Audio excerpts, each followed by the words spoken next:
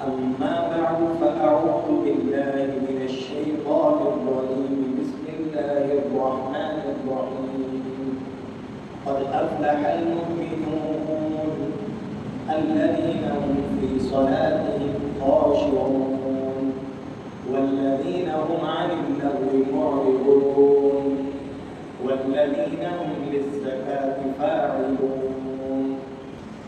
اللهم صل على محمد وعلى آل محمد كما صليت على إبراهيم وعلى آل إبراهيم إنك حميد مجيد اللهم بارك على محمد وعلى آل محمد كما باركت على إبراهيم وعلى آل إبراهيم إنك حميد مجيد رب اشرح لي صدري ويسر لي أمري واحلل عقدة من لساني يفقهوا قولي بزرگان دین برادران محترم قرآن کریم کی جو آیات میں نے آپ کے سامنے ابھی پڑھی ہیں یہ سورہ مومنون کی ابتدائی آیات ہیں. میں کوئی بیان نہیں کروں گا آپ سے. یہ ایک مکالمہ ہے اور ایک گفتگو ہے جس کے اندر دین اسلام کی ایک اہم رکن کے بارے میں جو اللہ رب العزت نے ذکر فرمایا ہے سورہ مومنون کی ابتدائی آیات میں اس پر روشنی ڈالنے کی کوشش کروں گا مختصر سے وقت میں. سورہ مومنون کی ابتدائی آیات میں اللہ تبارک و تعالیٰ نے فلاح یافتہ یعنی وہ مومن جو کامیاب ہو گئے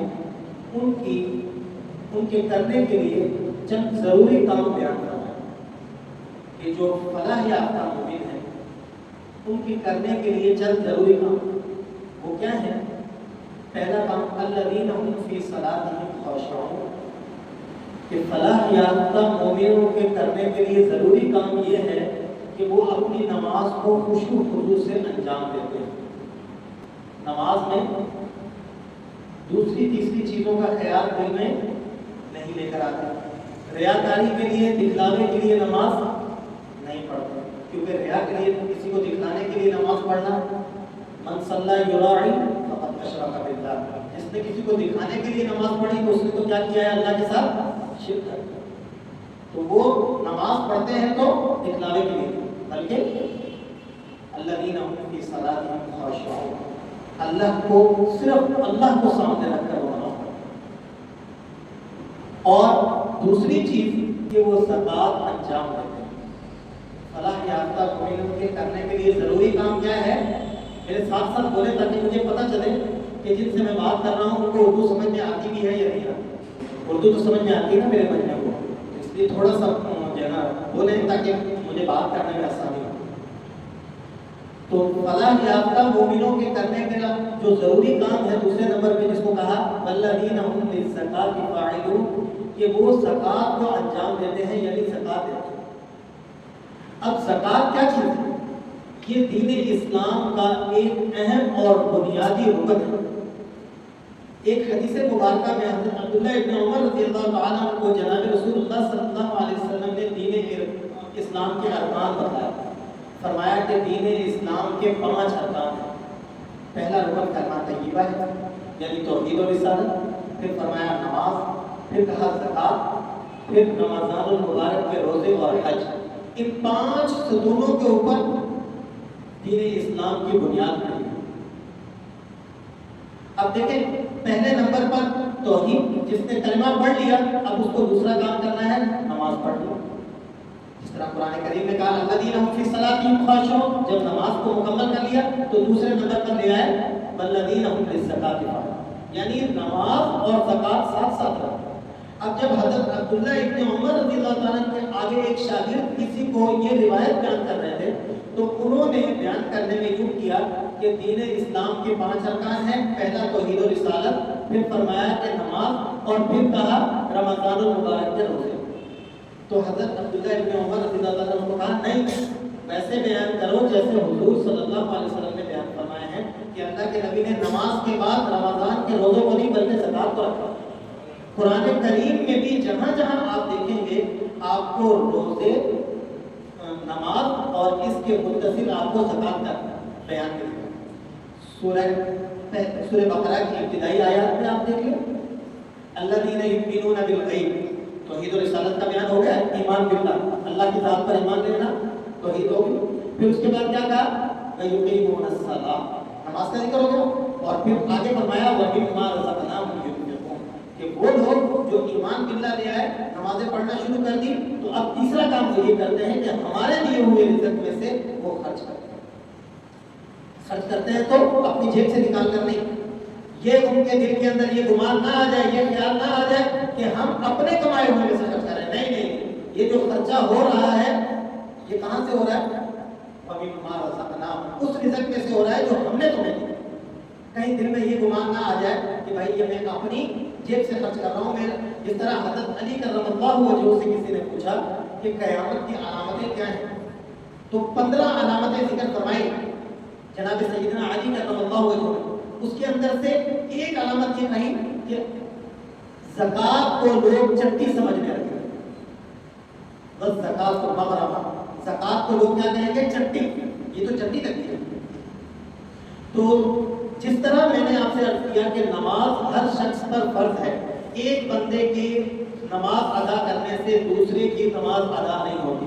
کوئی ایک کہے کہ میرے گھر کا ایک بندہ سربراہ نماز پڑھتا ہے لہذا پورے گھر والوں کی طرف سے نماز ہو گئی، ایسا کوئی بھی عقل مند نہیں کہتا۔ نماز ہر شخص پر الگ سے فرض ہوتی ہے، ہر بندہ اپنے ذمے کی نماز خود ادا کرتا ہے۔ اسی طرح زکوٰۃ، جو شخص نصاب کا مالک ہے، جس شخص پر اللہ رب العزت نے اس کو نصاب کا مالک بنا رکھا ہے، نصاب کیا ہے اس کی میں تفصیل ابھی آپ کو تھوڑی سی عرض کرتا ہوں۔ جس شخص کو اللہ رب العزت نے نصاب کا مالک بنایا ہے اس پر زکوٰۃ ادا کرنا فرض ہے۔ جس طرح نماز ادا کرنا فرض ہے، اگر کوئی نماز ادا نہ کرے تو وہ کبیرہ گناہ کا مرتکب ہے، اسی طرح اگر وہ زکوٰۃ ادا نہیں کرے گا تو وہ کبیرہ گناہ کا مرتکب ہے۔ اور نبی علیہ السلام اور اسی طرح قرآن مجید نے اس کے نہ ادا کرنے والوں کے لیے بہت سخت قاعدے ذکر کیے۔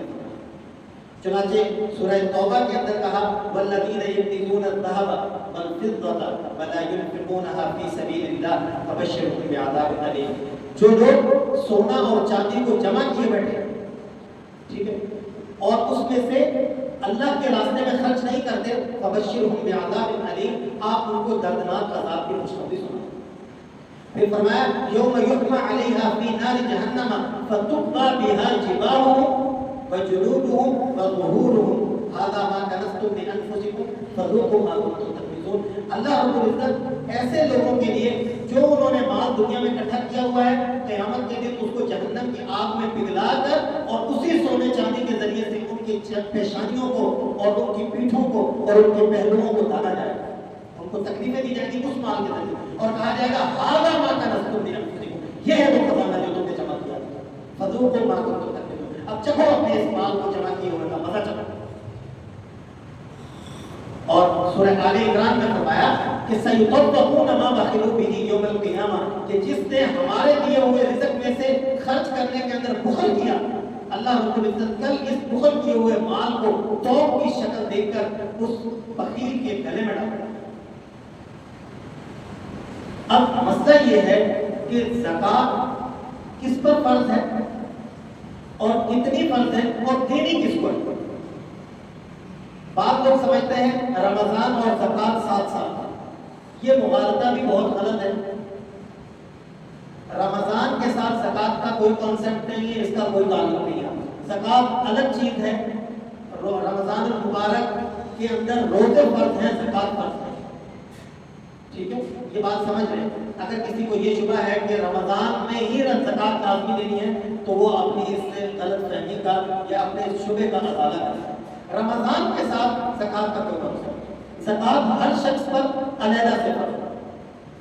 کس طرح کہ زکوٰۃ جب انسان نصاب کا مالک ہوتا ہے، نصاب کیا ہے کہ اگر کسی شخص کی ملکیت کے اندر 20 دینار کی قیمت اس کے پاس موجود ہے یا 200 درہم کی قیمت اس کے پاس موجود ہے، جس کو ہمارے زمانے میں آسان لفظوں میں کہا گیا کہ 7.5 تولہ سونا ہو یا 52.5 تولہ چاندی کی قیمت ہو تو اس شخص پر زکوٰۃ واجب ہے۔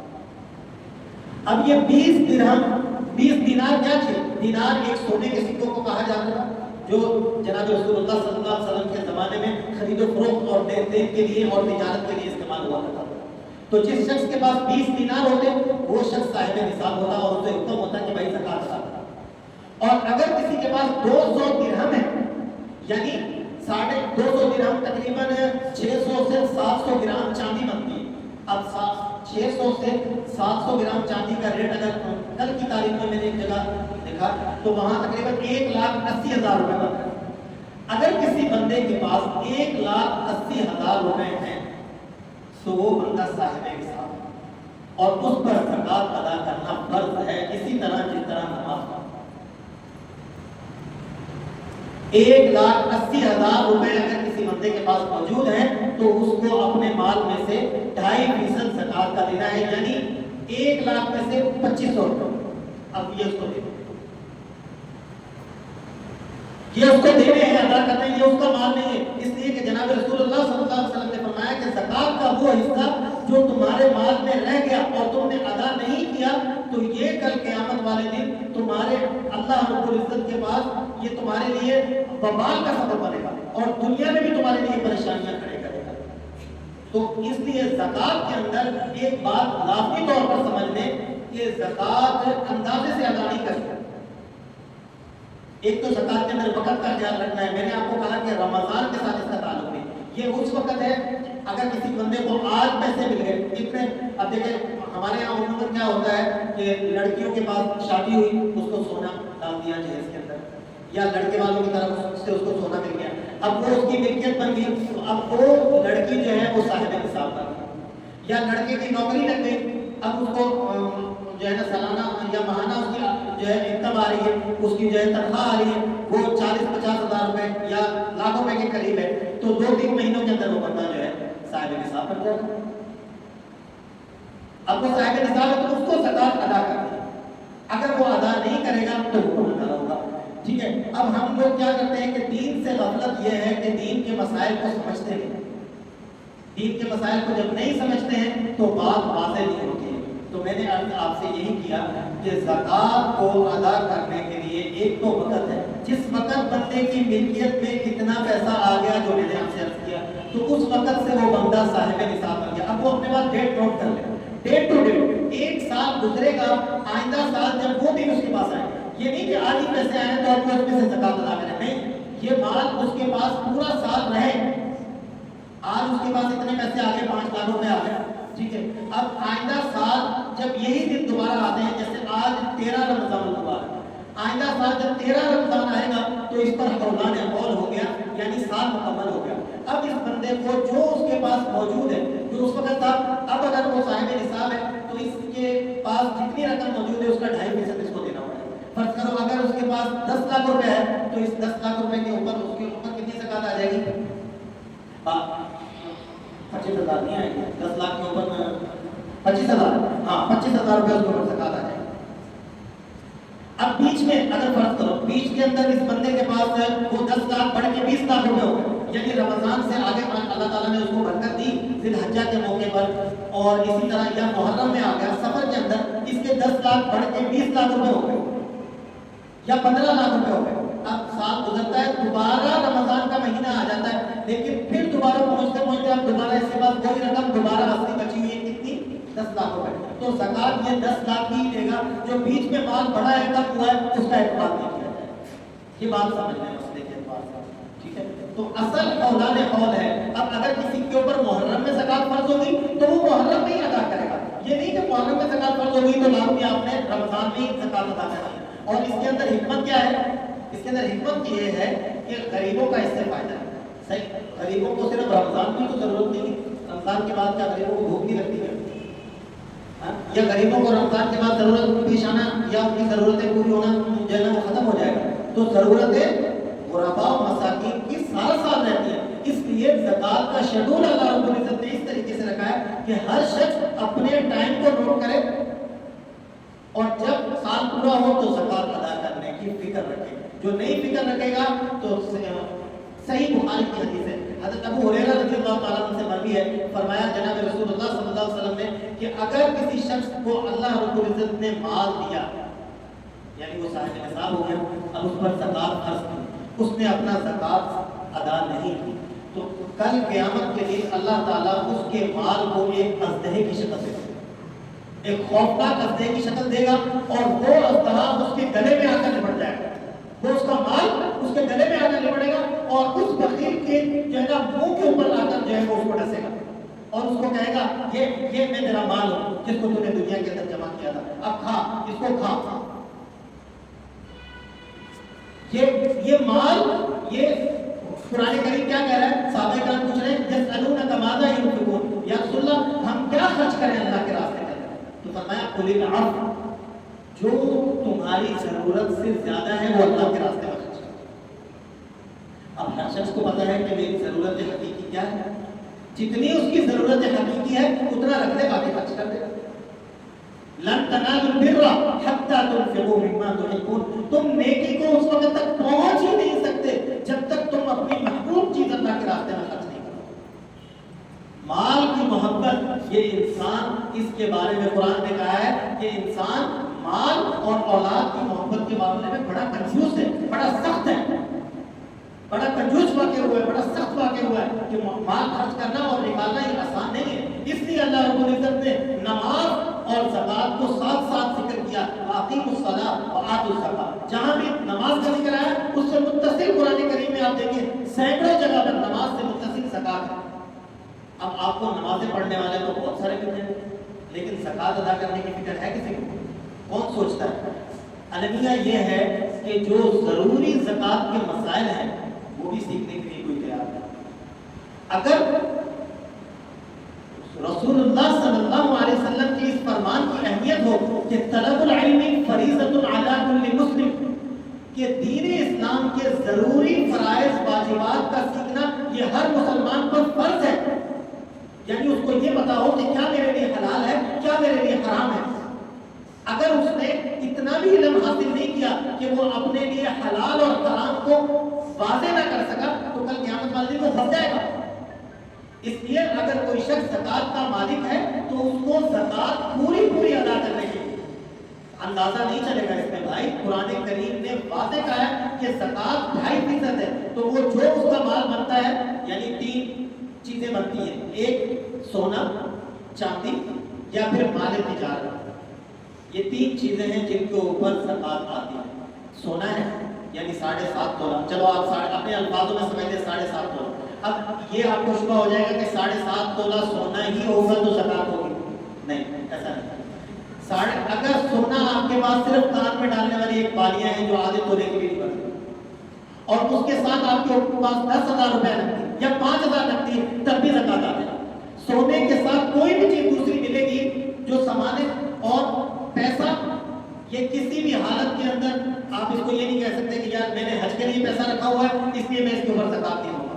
آپ اس کو حج کے لیے رکھ لیں، بیٹی کی شادی کے لیے رکھ لیں، یا کسی بھی ضرورت کے لیے رکھ لیں، آپ کو سال گزرنے کے بعد اس کے اوپر زکات دینا فرض ہو جائے گا۔ تو میں نے عرض کیا سونا ہے اگر کسی کے پاس، عموماً ایسا جو ہے نا خواتین کے پاس ہوتا ہے، تو اس کی فکر کرنے کی ضرورت ہے۔ دیکھیں جس کی ملکیت میں سونا ہے زکات اسی پہ فرض ہے، چاہے وہ مرد کی ملکیت میں ہے، صرف ملکیت کا تعین کرنا ضروری ہے کہ یہ کس کی ملکیت میں ہے۔ اگر عورت کو سونا ملا ہے جہیز کے اندر اور وہ اسی کی ملکیت میں، تو اب زکات اس کے اوپر فرض ہو، کیونکہ صرف سونا تو نہیں ہوتا، اس کے ساتھ ساتھ اور بھی گھر کا ایسا سامان ہوتا ہے جو سارا سال استعمال میں نہیں آتا، تو اس کی ملکیت آپ جب بنائیں گے تو وہ جب سونے سے نصاب ہٹے گا تو چاندی کی طرف چلا جائے گا، اور اصل چاندی کا اعتبار ہے یعنی 52.5 تولہ چاندی، اور 52.5 تولہ چاندی کی قیمت میں نے آپ کو بتایا کہ 1,80,000 روپے، اور یہ تو تقریباً آج کوئی بھی بندہ ایسا نہیں ہے جس کے پاس تھوڑا بہت جو ہے وہ سونا ہو اور اتنے پیسے نہ ہو، تو جب پیسہ اس کے ساتھ جوائنٹ ہوگا تو نصاب چلا جائے گا چاندی کی طرف، تو چاندی کا نصاب آپ کو مکمل کر کے اب آپ کو سال کے بعد اس پر زکات ادا کرنا ہے۔ اگر نہیں ادا کریں گے تو وہی وعید ہے جو میں نے آپ کے سامنے عرض کر دیا۔ تو یہ سمجھ لینا کہ بھائی میرے اوپر زکات فرض ہو گئی ہے، اب مجھے زکات کے مسائل سیکھنے چاہیے۔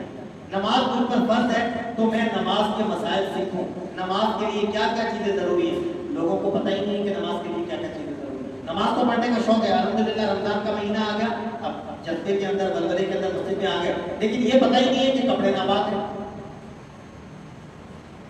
یا وضو کے اندر کتنے فرائض ہیں، وضو صحیح طریقے سے مکمل کیا ہے یا نہیں کیا. اگر وضو مکمل نہیں کیا ہوا تو نماز ہو جائے گی بغیر وضو کے؟ نہیں ہوگی. اسی طرح اگر آپ کے اوپر زکوٰۃ فرض ہو گئی ہے اور زکوٰۃ اگر آپ نے ادا نہیں کی، اس کا کچھ حصہ آپ کے مال میں رہ گیا یا پورا کر کے آپ نے ادا نہیں کیا، تو کل قیامت والے دن یہ بھی پکڑ کا سبب بنے گا. اس لیے بھائی ہر شخص کو چاہیے کہ اپنے مال کا تخمینہ لگوائے، علماء کرام کے پاس جائے یا زکوٰۃ پر لکھی ہوئی کتابیں علماء کرام کی مارکیٹ کے اندر موجود ہے، اردو زبان میں، تفصیلی بھی ہے، مختصر بھی ہے. آپ اس کو لیں اور خود پڑھیں، مطالعہ کریں، آپ کو پتہ چل جائے گا کہ آپ زکوٰۃ کہ آپ نصاب پر پورا اترتے ہیں یا نہیں اترتے. اگر پورا اترتے ہیں تو ادا کریں، اور اگر نہیں پورا اترتے.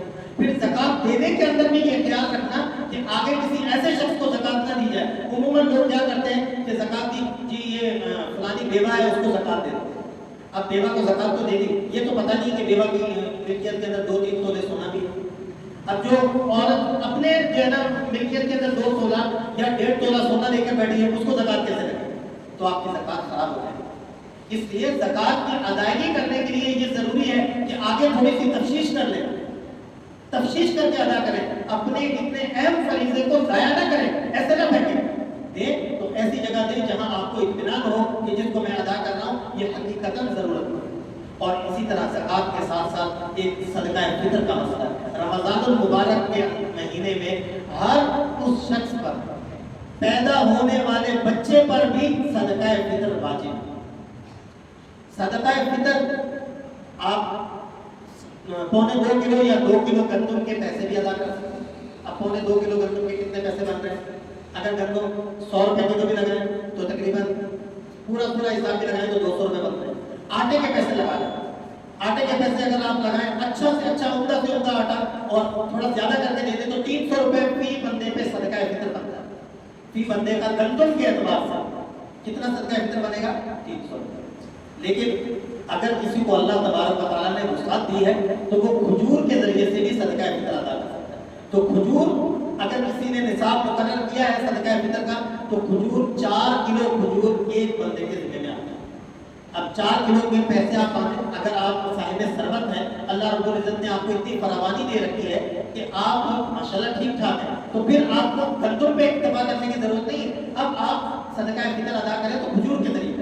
اس سے اوپر جانا چاہتے ہیں تو کشمش کے ذریعے سے بھی آپ صدقہ فطر ادا کر سکتے ہیں. یہ تینوں نصاب ہیں، جو کے ذریعے سے بھی آپ جو ہے وہ صدقہ فطر ادا کر سکتے ہیں. اس کی تفاصیر کتابوں میں موجود ہے، بعد میں بھی آپ پوچھ سکتے ہیں. وقت کے اختصار کو سامنے رکھتے وقت یہ آپ کو بتا دوں کہ صدقہ فطر گھر کے جتنے بھی افراد ہیں ان کی طرف سے ادا کیا جائے گا، چاہے وہ خواتین ہیں، بچے ہیں، روزہ رکھنے والے ہیں یا نہیں رکھنے والے ہیں. سب کی طرف سے جتنے بھی افراد ہیں آپ ان کو گنے اور ان کو شمار کر کے ان کی طرف سے صدقہ فطر ادا کریں. تو زکوٰۃ اور صدقہ فطر یہ وہ کوتاہیاں ہیں جس میں آج تقریباً کافی امت اس غفلت کے اندر پڑی ہوئی کہ زکوٰۃ کی مکمل ادائیگی نہیں ہوتی. جو ادا زیادہ تر تو لوگ ادا ہی نہیں کرتے، اور جو ادا کرتے ہیں وہ بھی تخمینے اور اندازے سے ادا کر دیتے ہیں، پورا اہتمام سے ادا نہیں کرتے.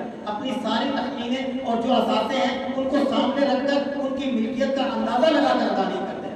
اس لیے اللہ رب العزت نے زکوٰۃ کو پورا ادا کرنے کا حکم دیا، اور سورہ مومنین میں فلاح یافتہ مومنین کی علامتوں میں سے یہ اور ضروری کرنے کے کاموں میں سے یہ کام بتایا کہ فلاح یافتہ مومنوں کے کرنے کے ضروری کاموں میں سے ایک کام یہ ہے کہ والذین هم للزکاۃ فاعلون، کہ وہ زکوٰۃ کی انجام دہی کرتے ہیں. تو اگر ہم فلاح یافتہ مومن بننا چاہتے ہیں، اگر ہمارے دل میں یہ بلبلہ ہے کہ ہم بھی وہ مومن بن جائیں کہ جس کی قسمت کے اوپر فلاح یافتی کا ٹھپا لگ جائے، تو ہمیں یہ چاہیے کہ وہ علامتیں جو اللہ رب العزت نے مومنین کے لیے ذکر کی ہیں ان کو اپنانے کی کوشش کریں. تو اللہ تبارک و تعالیٰ کی ذات سے یہ امید ہے کہ جو کچھ کہا ہے سنا ہے اس پر عمل کرنے کی توفیق عطا فرمائے. وآخر دعوانا